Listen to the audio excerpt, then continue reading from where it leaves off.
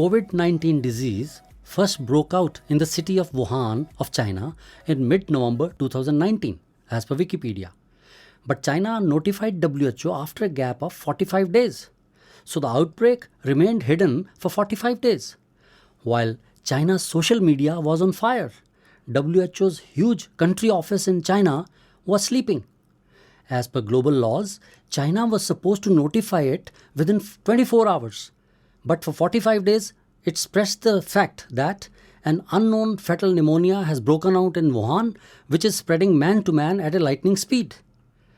COVID-19 epidemic was preventable. On 31st December, when it was notified, WHO failed to advise China at once. Lockdown Wuhan, stop all travel pending inquiry. That would have extinguished the fire at source there and then. No pandemic at all. So WHO reported to the world the breakout very late, denied man-to-man transmission. For 45 days, WHO did nothing again, while genome sequence was hidden by China for 17 days. China's neighboring country Taiwan warned on the same day, 31st December, that human transmission may be going on in Wuhan. WHO didn't verify it, took no action, but tried to hide that SOS. By taking very early actions, Taiwan could avert the epidemic successfully. Only 12 deaths in the first wave till 4th of May 2020 happened there. WHO never verified Chinese data. It kept posting data which was false. As, for example, China had only 44 cases on 5th January, whereas, as per Wikipedia, on 1st January 2020, there were 381 cases. No man-to-man spread is occurring, which was false, whereas China had known about it a long time ago. Cause is not known, false. On 27th of December, China had come to know about the coronavirus, which was given by Vision Medical Lab, which was shut down. Health workers are not falling sick, false again. No new cases for 16 days, as if the disease had died down from 2nd January to 18th January 2020. That's what WHO said, which was false. As per a chart in New England Journal of Medicine, 45 cases occurred on 8th January, a single day. It is as if, the police, if refuses to file an FIR, does it mean that the crime has disappeared? At least 15 false and misleading statements have been issued by WHO. WHO remained absent while the seafood wet market at Wuhan was shut down on 1st January 20. WHO never took custody of 585 environmental samples lifted from there. First case in Japan was found on 21st January 2020. On the same day, WHO started its regular daily bulletins. Too little, too late. Wuhan was locked down on 23rd January, but one day ago, WHO had refused to declare it a global emergency. How unscientific. WHO acted like China's puppet. It lulled the world into complacency, which is the cause for disaster today. WHO declared global emergency only on 30th January, 30 days too late. And then also, Mr. Tedros diluted the alert by saying no reason for measures that unnecessarily interfere with international travel and trade. How unscientific. Travel ban not needed, WHO kept saying again and again on 10th January, 30th January, 3rd February. Non-enforcement of travel ban was the reason for global spread. Result, 4 million dead and still counting. For China, it was perfect timing to inflict maximum deaths and destruction on the rest of the world. Around 25 January 2020, on Lunar New Year, Chinese diaspora or expats flew into China from all over the globe for family reunion. They got infected and returned by air, carrying the virus everywhere. They were used as cannon fodder. Over 1 billion Chinese, mostly infected, crisscrossed China and the globe, exporting the virus everywhere effortlessly. WHO didn't object to China's internal type of lockdown of Wuhan. China shut down only domestic air travel. Chinese were not allowed to fly from Hubei province, where Wuhan is situated, to other provinces within China. But from Hubei, they could freely fly abroad, USA, Europe and Asia. And that's what they did. By not banning travel, WHO facilitated global spread. WHO failed to impeach China but kept on praising it in public. WHO declared global emergency 30 days late. It named the virus after 42 days. Imagine, while death was stalking the humanity, WHO officials sat for 42 days bickering over a name. Finally, they chose COVID-19, which had no reference to China or Wuhan in it. Historically, some epidemics have been named after country of origin. Spanish flu of 1918 killed 50 million, named after Spain, a country. Bolivia hemorrhagic virus, a country. Some epidemics have been named after the river nearby. Ebola, 1976. Ross River virus. Moshupo, hantavirus. West Nile virus, 1937.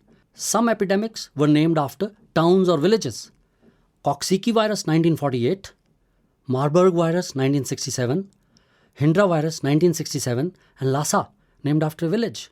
Zika virus have been named after a valley. MERS, Middle Eastern Respiratory Syndrome virus, in 2012, named after a region, Middle East. But two epidemics have originated from China. And China has never been mentioned in the name. SARS, Severe Acute Respiratory Syndrome, 2002. No mention of Foshan Town, Guangdong Province or China in it. COVID-19 now. No mention of Wuhan City, Hubei Province or China in that. While WHO took 41 days to name it, Hurricane Katrina, which began as a tropical depression over Bahamas on 23 August 2005, got its name within hours. 17 years ago, SARS epidemic had similarly broken out in China. It spread to 29 countries and killed 774 people due to China's negligence. So that one country's denial and inaction may not hurt the rest of the world, WHO was given 3 more powers in 2005 to tap non-state sources like whistleblowers, journalists, in this case Taiwan, social media and public, and declare emergency and enforce travel bans even if the host country disagrees, and insulate the rest of the world. WHO failed to invoke these powers.